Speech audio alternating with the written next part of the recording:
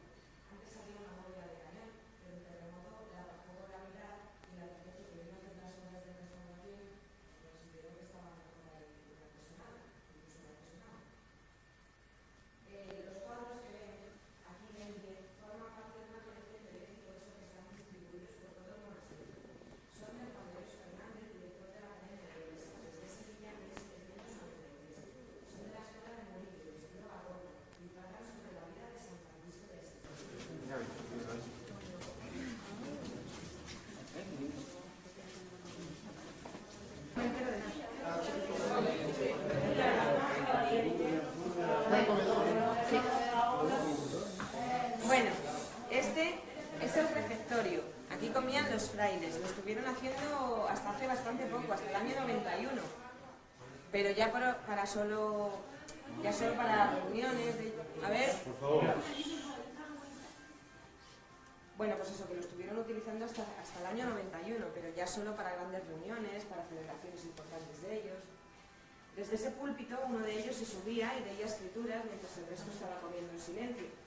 También pueden ver escrito en latín un salmo alrededor, lo que pone es: comerán los pobres y se saciarán y encontrará a Dios el que lo busque y vivirá por los siglos de los siglos.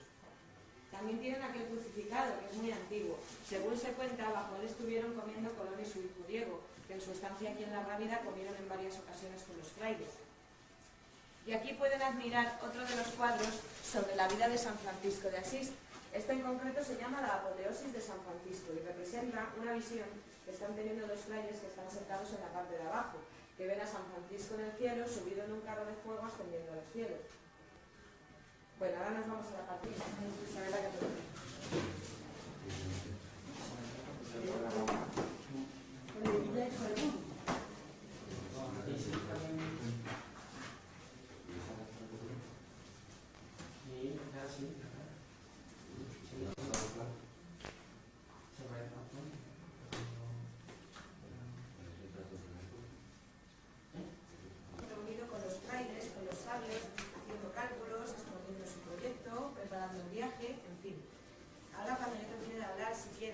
se asoman por las ventanas por donde podrán ver el río Tinto, por el cual pasaron las naves cuando partieron desde Palos. El pueblo de Palos está a 3 kilómetros de aquí, en aquella dirección, y actualmente no tiene puerto, tampoco el Tinto es navegable ya, que no ha cambiado mucho. También pueden ver retratos de los reyes católicos, Isabel y Fernando, retratos de los capitanes de las naves, el primero de ellos, Martín Alonso Pinzón, capitán de la Pinta, al lado su hermano Vicente Yáñez, capitán de la Niña, y el santanderino Juan de la Cosa, capitán y dueño de la nao Santa María, la nave capitana, donde iba Colón. Retratos de Colón y del padre Antonio de Manchego. Ahora vengan por aquí, que quiero mostrarles. Colón murió en 1506, o de lo que se supone que quizás le conoció vida, que a lo mejor le pudo retratar personalmente. Y como verán, pues ni era tan guapo ni tenía esa cara de hombre bueno que todos estamos acostumbrados a ver de él en otros cuadros, sino que quedó las facciones así como de aquella manera, ¿no? Bueno, ahora si quieren ver un poquito la sala.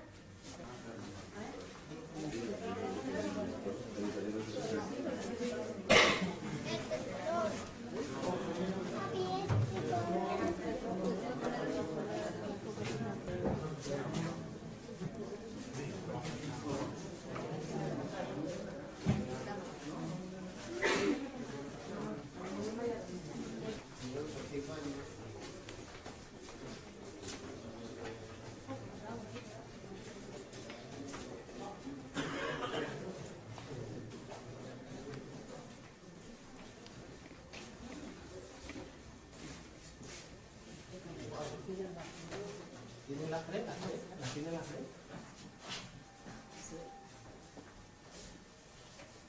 Pónganse alrededor de la cara de uno.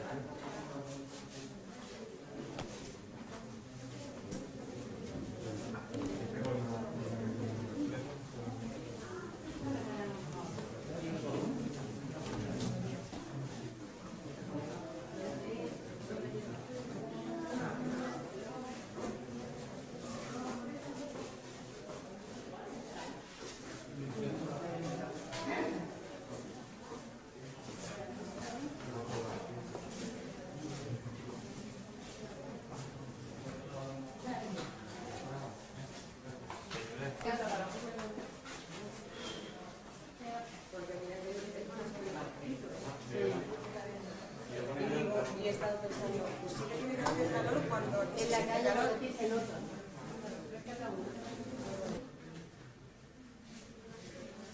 Vayan pasando por aquí.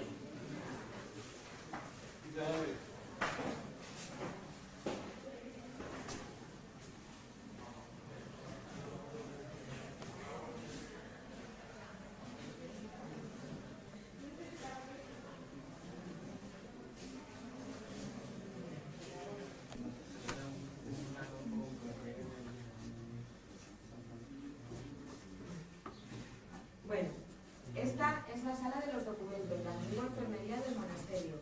Aquí murió Martín Alonso Pinzón. Aquí pueden ver algunas copias de documentos, como por ejemplo esa que tengo ahí en mi frente, que es una copia del pasaporte que los reyes católicos le entregaron a Colón para que éste no tuviera ningún problema en su viaje. O esta otra de aquí, que es una copia de las capitulaciones de Santa Fe. También pueden ver una muestra de las muchas firmas que tenía el almirante Colón. Todas son de él, lo que demuestra su personalidad controvertida y un poco rara. Si se fijan en la grande del todo, firma como virrey y en esta de aquí firma como almirante.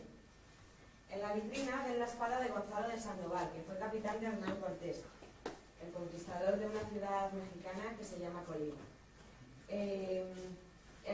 Gonzalo de Sandoval está enterrado junto con Martín Alonso Pinzón bajo el altar mayor de la iglesia del monasterio. Y en el resto de vitrinas lo que van a ver son regalos que se le han hecho al monasterio y restos arqueológicos encontrados aquí.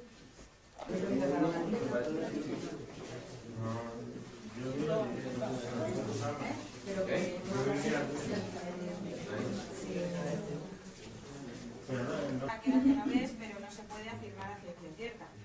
Nació en 1451, el mismo año que nació la reina Isabel la Católica. Descubrió América con 42.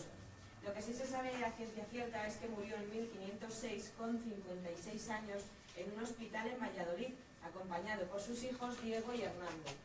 Y como comprobarán aquí, en su lecho de muerte no hay ninguna mujer. En la vida de Colón hubo dos mujeres, su esposa, la portuguesa Felipa Moniz de Perestrelo, con quien tuvo a su hijo mayor, a su hijo Diego. Esta murió. Una vez que Colón llegó aquí a Castilla, conoció a la cordobesa Beatriz Enríquez de Arana.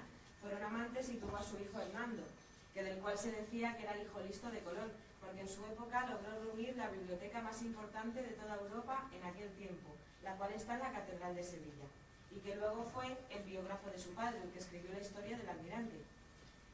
Volviendo a Colón, Colón, una vez que descubrió América, con quien se casó, fue con América, y de Beatriz se olvidó, es muy canalla. Colón no murió de nada en especial, sino que con 56 años en aquella época ya un hombre era viejo. Tenía achaques de gota, de reuma, murió pobre y sin saber que había descubierto un nuevo continente. Y esto ha sido todo. Muchísimas gracias por su visita, que espero que les haya gustado. Mira, yo lo que he hecho es una foto así mirando para adelante y la verdad que esto puede muy bien. Vamos a ver la piedra del sol, universalmente conocido como el calendario azteca, aunque no es el calendario, sino que momento al sol, y por ello, según los entendidos, bastante difícil de descifrar. Como veis, resaltan en él los colores rojo y amarillo. Es donado por el Instituto de Cooperación Iberoamericana de México en el año 1982.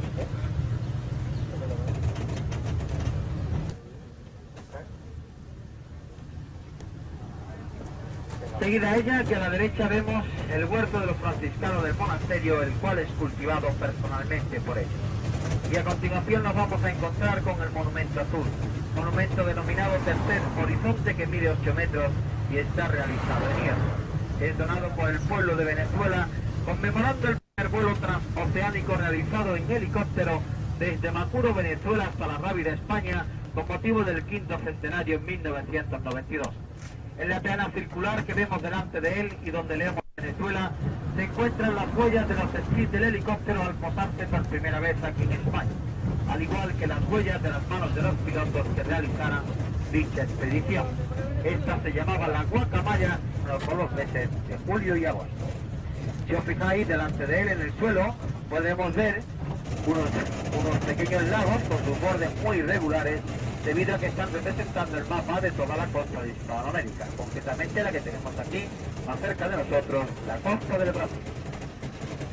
Tiene una capacidad de 4.000 personas y a la otra orilla del río Tinto vemos una panorámica de la ciudad de Huelva, que aunque no nos lo parezca, es uno de los primeros y principales asentamientos de poblaciones creados en Occidente.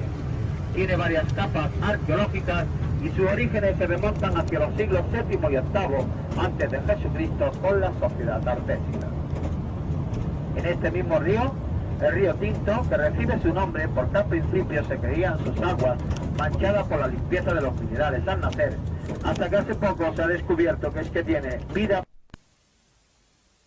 en el siglo XV, en un puerto muy parecido al que viera Colón en su salida.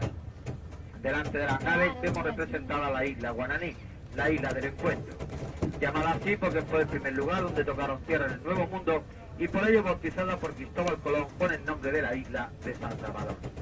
En el centro de las naves vemos la nao capitana, la nao Santa María, a su izquierda la Niña y a su derecha la Pinta, llamada la nao descubridora, ya que desde ella gritara a tierra Rodrigo de Triana, marinero del EP que se llamaba Francisco Rodríguez de Armero. Y aquí a la izquierda, en el centro, nos encontramos con el monumento al Plus Ultra, conmemorando el primer vuelo transoceánico realizado en hidroavión en el año 1926 por los pilotos Ramón Franco, Julio Ruiz de Alda, Alférez Blanc y Pablo Rara, y que uniera por primera vez en la historia de Europa y América. La figura que está arriba está representando a Ícaro y es donada por el pueblo de Argentina. El vuelo sale el 22 de enero de 1926 desde el puerto de Palos de la Frontera, sin vivir a costa de ella, sino que viven por sí solas. Si os fijáis ahora que a la entrada del parque, al fondo, vamos a ver una pequeña cascada de circuito cerrado rotativo que recorre gran parte del parque, alimentando a varios lagos artificiales que se encuentran.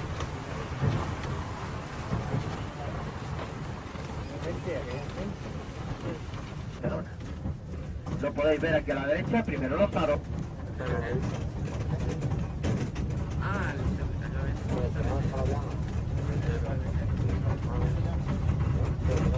la familia de los Bebetos. Al fondo nos vamos a encontrar con el monumento más importante y representativo de este lugar, el monasterio de Santa María de Rabia. La iglesia data de fines del siglo XV, su estilo es gótico mudéjar. En ella estuvo orando Colón varias veces antes de partir hacia su viaje. El resto del monasterio pertenece de los siglos XIV al XV. En él viviría el hijo Diego de Colón durante 7 años. Con los frescos del templo se pueden apreciar la presencia de maestros florentinos en el siglo XV. Una de sus salas, su antigua sacristía, es mandada a decorar por Alfonso XIII y lo hace el pintor nacido en Nerva, Daniel Vázquez Díaz, con motivos alusivos al descubrimiento. Comienza a pintarla el 3 de agosto de 1929 para terminarla el 12 de octubre de 1930, creando así un arco en la historia que uniera las dos fechas señaladas para el descubrimiento. Entre sus salas altas podemos destacar la sala de las banderas y la sala capitular. En esta última tuvo lugar un consejo extraordinario de ministros presidido por el rey Juan Carlos I.